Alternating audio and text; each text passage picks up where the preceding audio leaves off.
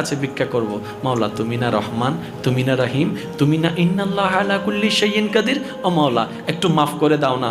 অনুনয়, বিনিময়, আদব, ভদ্রতা, মায়া, ভালোবাসা উজাড় করে রবকে ডাকতে থাকেন।